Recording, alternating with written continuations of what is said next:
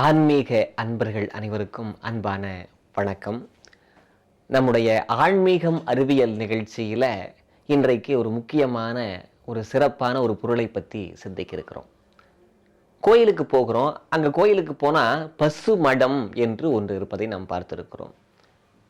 கோயில் எதுக்கு சார் பசு மடம் அப்படின்னு கேட்டால், நம்முடைய கோயில்கள் என்பவை வெறுமனே வழிபாட்டு தலங்களாக மட்டும் இல்லாமல் ஒரு காலத்திலே பல்கலைக்கழகங்களாக, கலையை வளர்க்கக்கூடிய ஒரு கலாசாலைகளாக, மருத்துவமனைகளாக, நீதிமன்றங்களாக நம்முடைய கோயில்கள் இருந்தன. சான்று இருக்கா அப்படின்னு நீங்கள் கேட்கலாம். இருக்குது. நம்முடைய சுந்தரமூர்த்தி சுவாமிகள் ஒரு வழக்கு போடுகிற போது அது கோவிலில் தான் வழக்கை தொடுத்தார்கள் என்பதை நாம் பார்க்கிறோம். இன்றைய வரைக்கும் தீராத நோய்கள் எல்லாம் தீர்க்கக்கூடிய திருத்தலங்களாக எத்தனையோ திருத்தலங்கள் இருக்கிறது. பல பேர் நோய் வந்துருச்சுன்னா கோயில்களிலே போய் அடைக்கலம் அடைந்து அம்பாளுடைய அந்த ஆண்டவனுடைய அருளை பெற்று அதன் மூலமாக இங்கே தரக்கூடிய பிரசாதங்களை உட்கொண்டு நல்ல பூரண நலம் பெற்று வருகிறவர்களை நாம் கண்டு கொண்டிருக்கிறோம். கொங்கு நாட்டு பகுதியில் வேல் கோட்டமாக ஒரு 21 சிவாலயங்கள் இருக்கிறது. வேலையே சிவபெருமானாக வழிபடுவார்கள். அங்கே பாம்பு தீண்டி விட்டது அல்லது வேறு ஏதாவது விஷக்கடிகள் வந்து விட்டது என்று சொன்னால் அவர்கள் விபூதியாக கட்டு நீரு என்று அந்த மடப்பள்ளி சாம்பலையே கொடுப்பார்கள். அப்படி அந்த 21 தலத்திலே ஒன்று கல் பிளந்தான் கரை என்று சொல்லக்கூடிய கப்பலாங்கரை என்று இருக்கிறது. அந்த திருத்தலத்தில் அடிய நேரடியாக கண்டது. அப்படி நோயுற்றவர்களுக்கு, விஷக்கடி ஏற்பட்டவர்களுக்கும் கூட திருக்கோவிலுடைய விபூதி பிரசாதமே அதை போக்குகிற ஒரு மருத்துவமனையாக இருப்பதை நாம் பார்க்க முடிகிறது. அந்த வகையில் கோயிலுக்குள் இருக்கக்கூடிய ஒவ்வொன்றுமே பொருள் பொதிந்ததாக, அறிவியல் மிக்கதாக நம்முடைய ஆன்மீக சாதனங்கள் இருந்திருக்கின்றன. பசுமடத்தை பற்றி சொன்னேன். திருக்கோவிலுக்குள்ள நீங்க பார்த்தீங்கன்னா பசுமடங்கள் இருக்கும். பசுவுக்கு நம்ம தானம் பண்றது அப்படின்னு ஒன்று இருக்கு. நம்முடைய இல்லத்தை புது இல்லம் கட்டுறோம் வச்சுங்களேன், புதுமனை புகுவிழா அப்படின்னு செஞ்சோம் அப்படின்னா பசுமாட்டை அழைச்சிட்டு அதுக்கு வழிபாடு செய்வது, அதற்கு அகத்திக்கீரை கொடுத்து வழிபாடு செய்வதுன்னு ஒரு மரபு இருக்கு. எதற்காக அந்த பசு அழைச்சிட்டு வர்றாங்க அப்படின்னா, ஒரு காலத்தில் அதனுடைய இருப்பிடமாக இருந்துச்சு, இன்னைக்கு நம்முடைய இருப்பிடமாக மாற்றிட்டோம், கடைசி ஒரு முறையாக விசிட் பண்ணி அது பார்க்கறதுக்காக வருது அப்படின்னு சில பேர் நகைச்சுவையாக சொல்லுவார்கள். அப்படி அல்ல. பசுவினுடைய உடம்பு முழுவதும் ஒவ்வொரு கடவுளர்கள் இருக்கிறார்கள் என்று நம்முடைய புராணங்கள் எல்லாம் சொல்லுகின்றன. எது எப்படியோ 32 அறங்களிலே ஒன்று பசுவுக்கு தானம் செய்வது என்கின்ற ஒன்று. பசுவுக்கு தானம் செய்ய வேண்டும் என்கின்றத 32 அறங்கள்ல ஒன்றாக வைத்திருக்கிறார்கள். அதிலே குறிப்பாக 10ஆம் திருமுறையில திருமூலர் சொல்லுகிறார், நீங்க எப்படி வழிபாடு பண்ணணும் அப்படிங்கும் போது சொல்றார், யாவர்க்குமாம் இறைவர்க்கோர் பச்சிலை. ஆண்டவனுக்கு யாராவது உங்களால முடிஞ்சதை ஆண்டவனுக்கு ஒரு பச்சிலையை வைத்து வழிபாடு செய்யுங்கள் அப்படிங்கிறார். சிவபெருமானாக இருந்தா வில்வம், பெருமாளாக இருந்தா துளசி, இல்லாமல் முருகப்பெருமானாக இருந்தா அவருக்குன்னு ஒரு இலை, சந்தன இலை வைத்து வழிபாடு செய்யலாம், கடம்ப மலர் வைத்து வழிபாடு செய்யலாம். இல்லாமல் விநாயக பெருமான் அருகம்புல், இப்படி ஒவ்வொன்று இருக்கிறது. அம்பாள்னா வேப்பிலை இப்படி இருக்கிறது. இல்லை எனக்கு கடவுளே இல்லை அப்படின்னு சொன்ன, கடவுள் இல்லையா, சரி வா அடுத்து இன்னொன்று சொல்லுகிறேன் என்று திருமூலர் சொல்லுகிறார். யாவர்க்குமாம் இறைவர்க்கோர் பச்சிலை, யாவர்க்குமாம் பசுவுக்கோர் வாயுரை அப்படிங்கிறார். பசுவுக்கு உன்னால முடிஞ்சது ஏதாவது கொடுப்பா அப்படின்னு சொல்லுகிறார்கள்.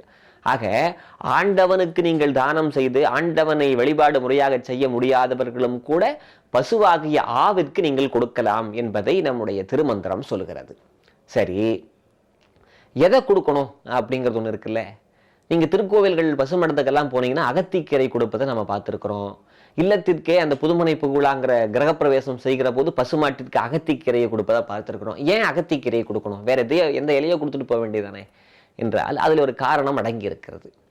பசு எப்படி இருக்குன்னு கேட்டால், தனக்கு வேண்டுகிற இடத்திலெல்லாம் என்னென்ன தீவனங்கள் இருக்கின்றனவோ, உணவுகள் இருக்கின்றனவோ அத்தனையும் கடிச்சு சாப்பிட்ருவோம். அது விஷ செடியாக இருந்தாலும் சரி, அது வேண்டாத செடியாக இருந்தாலும் சரி, எந்த தாவரமாக இருந்தாலும் உட்கொண்டு விட்டு தனக்கு அதுக்கு 2 இறைப்பை இருக்கு. இதுக்கு மேலால முந்தைய இடத்துல கழுத்துக்கு பக்கத்திலேயே ஒரு இறைப்பை இருக்கிறது. அதிலே எல்லா பொருளையும் சாப்பிட்ட பொருட்களை எல்லாம் வச்சுக்கும்.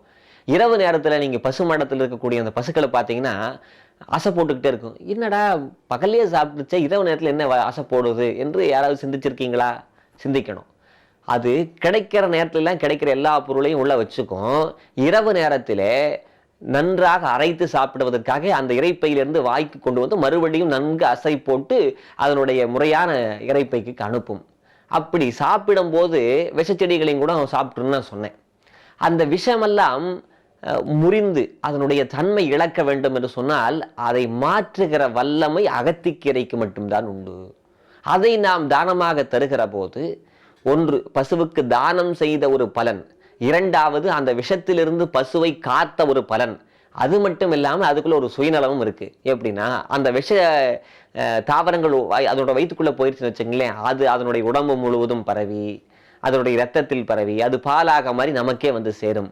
ஆக நம்மை தற்காத்து கொள்வதற்காகவும் கூட அகத்திக்கீரையை தானம் செய்தோம் என்று சொன்னால், அந்த பசுவிற்கு கொடுத்து அறம் செய்தோம் என்று சொன்னால், கட்டாயமாக அந்த விஷமானது முறிக்கப்படும், அதனுடைய தன்மை மாற்றப்படும். அப்படி மாற்றுவதன் காரணமாக இப்படி ஒரு நன்மை நடக்கும் என்பதற்காகத்தான் நம்முடைய பெரியவர்கள் பசுவிற்கு தானம் செய்கிற போது அகத்திக்கீரையை வழங்குவது என்பது மரபாக இருந்தது. அதனால நாம் கோவிலுக்கு சென்றாலோ அல்லது பசுவை பார்த்தாலோ அகத்திக்கீரையை தந்தால் 32 தானங்களிலே ஒரு தானத்தை செய்ததாக அர்த்தம். அது மட்டும் இல்லாமல் நம்மை நாமே காத்து கொண்டதாக அர்த்தம், பசுவை காத்ததாக அர்த்தம். உணவு மட்டும் தராமல் அதற்கு மருந்தும், அதாவது அதற்கு எந்த ஒரு தீங்கும் வராமல் காத்ததாக அர்த்தம். அப்படி நாம் செய்ய வேண்டும். இப்படி நம்முடைய ஆலய வழிபாட்டிலே ஆன்மீகத்தில் இருக்கக்கூடிய ஒவ்வொன்றிலும் அறிவியல் அடங்கி இருக்கிறது. அகத்திக்கீரையிலே விஷத்தை மாற்றுகிற மருத்துவத்தன்மை இருக்கிறது என்பதை நம் மூதாதையர்கள் அறிந்த காரணத்தால் தான் பசுவிற்கு அகத்திக்கீரையை தந்து அறம் செய்கிற ஒரு ஆன்மீகவாதிகளாக மிகச் சிறந்தவர்களாக இருந்தார்கள் என்பதை நாம் அறிந்து கொள்ள வேண்டும். இன்று தொடங்கி நாம் பசுவிற்கு தானம் செய்ய வேண்டும். அப்படி தானம் செய்யும் போது நிதானமாக அகத்திக்கீரையை நம் இயன்ற அளவுக்கு தருகிற போது ஆண்டவனுடைய அருளோடு மட்டுமில்லாமல் அறிவியலை தெரிந்து செய்வதாக நமக்கு இது ஆட்படும். ஆகவே நாம் அதை மேற்கொள்ள வேண்டும்.